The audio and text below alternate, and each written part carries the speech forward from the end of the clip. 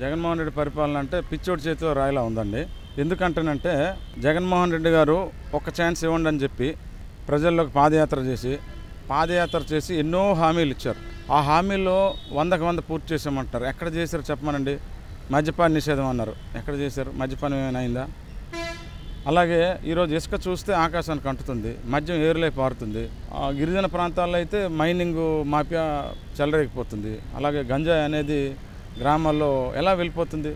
ఇప్పుడు ఇంత సచివాలయాల వ్యవస్థను తీసుకొచ్చినా కూడా ప్రతి గ్రామ పోలీసు ఉంది, కానీ గ్రామాల్లో గంజాయి ఎలా వెళ్తుంది అంటే అడ్మినిస్ట్రేషన్ ఫెయిల్ అయినట్టే కదా.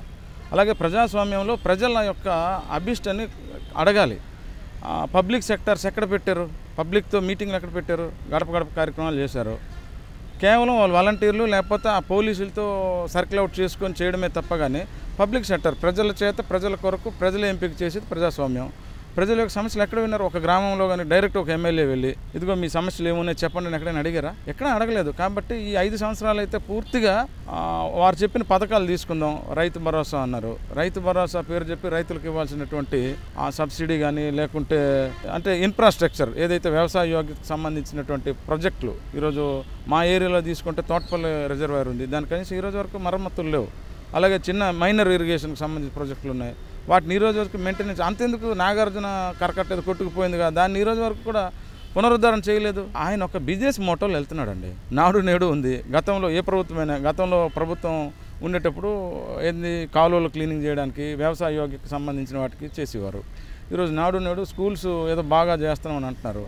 నాడు నేడులో పాత బిల్లులకి రంగులు వేసేసి కొత్తవి చేసుకున్నారే తప్ప ఎక్కడ చేశారు? అది కూడా అక్కడ వాడే ప్రతి మెటీరియల్ ఐటమ్ జగన్మోహన్ రెడ్డి గారు పంపించిన కంపెనీ, సిమెంట్ అవ్వచ్చు, ఐరన్ అవ్వచ్చు, లేకపోతే అక్కడ ఉన్న టైల్స్ అవ్వచ్చు.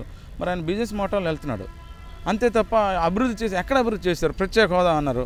ఇప్పుడు ఈ రాష్ట్రంలో మళ్ళీ అంటే నేను ప్రీ అండ్ ఫ్రాంక్గా చెప్తున్నాను, ఏ ప్రభుత్వం వచ్చినా ఈయన పథకాలు అంటున్నారు కదా, రైతు భరోసా, అమ్మఒడి, లేకపోతే ఆసరా అని అంటున్నారు. ఇవన్నీ కుదించారు.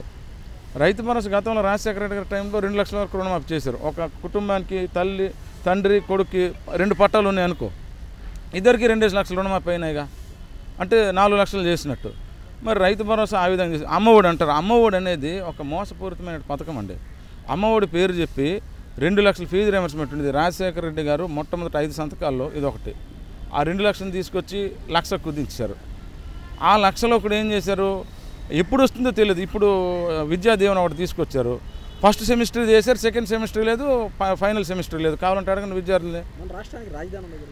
రాజధాని ఎక్కడుందండి? 10th క్లాస్ నుండి ఎక్కడుందో తెలియదు అని పరిస్థితిలో ఉంది కదా. అసలు ఆయన చేసిన మొట్టమొదటి పొరపాటే 3 రాజధానులు అండవండి. ఒక ఇల్లు కట్టుకోలేనాడికి 3 రాజధానులు ఏంటండి? ఫస్ట్ ఆ ఉన్న రాజధానిని పూర్తి స్థాయిలో ఇంప్రూవ్మెంట్ చేసిన తర్వాత ఫర్దర్గా అడ్మినిస్ట్రేషన్ బ్లాక్స్ ఏమైనా చేసుకోవచ్చు. నువ్వు ఉన్న రాజధాని విడిచిపెట్టేసి అడ్మినిస్ట్రేషన్ రాజధాని, న్యాయ రాజధాని అని చెప్పేసి ప్రజల్ని అంటే ఒక హిప్నాటిజం అంటే వైకాపాలు ఉన్నదంటే ఏంటంటే డైవర్ట్ పాలిటిక్స్ చేస్తారండి. ఎక్కడ నమ్ముతున్నారండి? ప్రజలు ఎక్కడ నమ్ముతున్నారు? చెప్పండి. ప్రజలైతే ఎక్కడ నమ్మట్లేదు. వచ్చేస్తే ఈరోజు ప్రైవేట్ పరం అవుతుంది. అంటే మీకు ఒకటే చెప్తున్నాను, ఇక్కడ జగన్మోహన్ రెడ్డి వచ్చినా లేదా ఇంకే ప్రభుత్వం వచ్చినా సరే నరేంద్ర మోడీ గారు ఈ రాష్ట్రాన్ని పాడు చేస్తున్నారండి. ఎందుకంటే నరేంద్ర మోడీ గారి కనుసందులు వీళ్ళంతా వెళ్తున్నారు.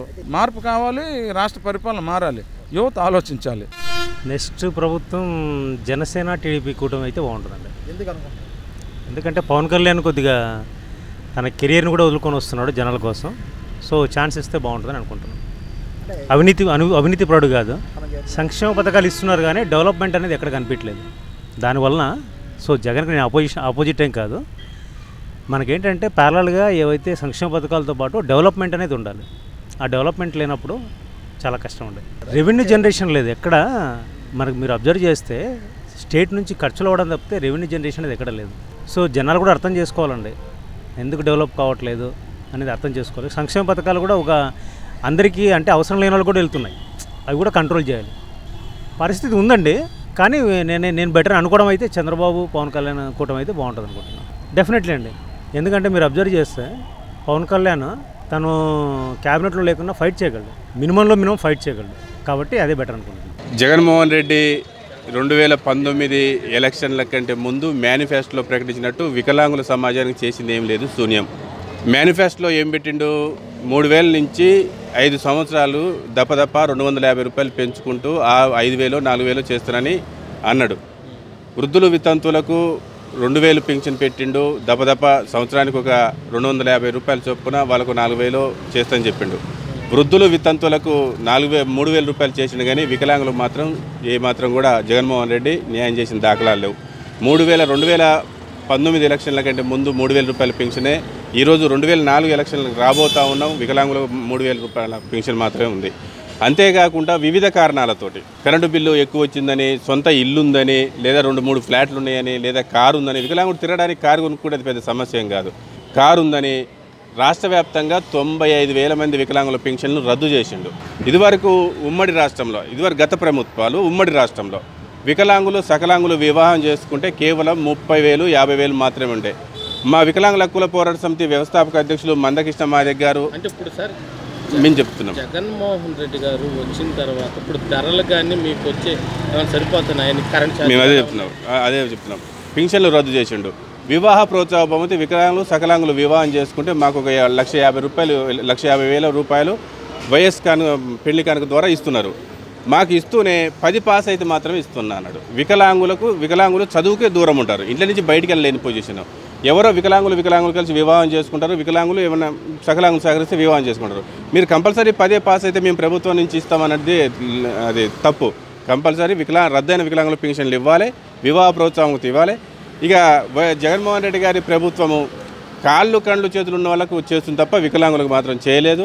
ఉండి పరిపాలన విధానం ఏం బాగలేదండి, అసలు అడ్మినిస్ట్రేషన్ విధానం కూడా ఏం బాగలేదు. అసలు ఆ రేట్లు పెరిగిపోయి, నిత్యావసర రేట్లు పెరిగిపోయి జనాలు బతకలేకపోతున్నారు, ఉపాధి లేదు, వృత్తి లేదు.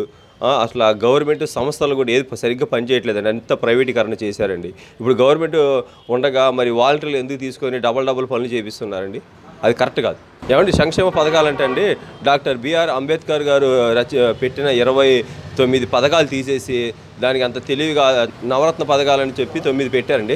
ఆ 9 పథకాలంటే 10,000 15,000 45 సంవత్సరాలకు 18,500 అంటే అది కరెక్ట్ కాదండి. అంటే ఈయన ఏం చేస్తున్నాడంటే ఇండైరెక్ట్గా జనాలకి డబ్బులు అలవాటు చేసి ఆయన ఓటు వేసుకోవడానికి ఓటు బ్యాంక్గా మార్చుకోవడానికి తప్ప ఇది వేరేది కాదండి. ఏమంటే ఎస్సీలు మా మేనమామ అంటే ఎస్సీలకు ఏం చేయాలండి, మాకు రాజ్యాంగ ప్రకారం మాకు రావాల్సిన హక్కులు, మేము ఎంతమంది ఉన్నామో మాకు అంత వాటర్ రావాలి, రానివ్వకుండా మా నిధులు ఎస్సీ ఎస్టీ సప్లై నిధులన్నీ తీసుకొని వెళ్ళి ఆ నవరత్నాల్లో పెట్టి 1,000 కోట్లు వాళ్ళకి 10,000 15,000 18,500 అని చెప్పి ఇప్పుడు ఆయన వచ్చినప్పుడు ఇప్పుడు ఎస్సీల మీద దాడులు జరిగితే ఇప్పుడు దాకా ఆయన స్పందించలేదండి, పట్టించుకోవట్లేదు. మా ఎస్సీల మీద ఎవరైతే దాడి చేసి వాళ్ళకి మర్డర్ చేసి ఇంటికి పంపిస్తున్నారో వాళ్ళకి పెద్ద పెద్ద పోస్టులు ఇచ్చి వాళ్ళకి మద్దతు ఇచ్చి వాళ్ళకి పక్కన పెట్టుకొని అక్కసులో చేర్చుకుని వాళ్ళకి పదవులు ఇస్తున్నారు తప్ప బడుగు బలహీన వర్గాలకు అన్యాయం అవుతున్న వారికి ఆయన ఏం న్యాయం చేయట్లేదు, పట్టించుకొని స్పందించట్లేదు. అదే మా ఎస్సీ ఎస్టీ యాక్ట్ కూడా ఆయన దుర్వినియోగం చేస్తున్నారండి. మేము గట్టిగా అడిగితే మా ఎస్సీ ఎస్టీ కేసులే మా మీద పెట్టి మాకు మాట్లాడివ్వకుండా మాకు మా లీడర్లకి అణిచివేస్తున్నారండి. ఏమంటే ఇప్పుడు డాక్టర్ బాబాసాహెబ్ అంబేద్కర్ విదేశీ విద్య అని చెప్పి బడుగు బలహీన వర్గాలు చదువుకున్న వాళ్ళు విదేశాలకు వెళ్ళి చదువుకోవాలి, డెవలప్ అవ్వాలి, అభివృద్ధి చెందాలని పెడితే చదువుకొని బాగుపడి దేశానికి రాష్ట్రానికి ఉపయోగపడాలని చెప్తే ఎవరైనా చనిపోయినప్పుడు వాళ్ళ పేర్లు పెట్టుకుని బతికొండంగానే ప్రతిదానికి అంబేద్కర్ విద్యా దీవెన పెట్టుకొని అర్హత లేదండి. డాక్టర్ బాబాసాహెబ్ అంబేద్కర్ ఎక్కడ, ఈయన ఎక్కడండి?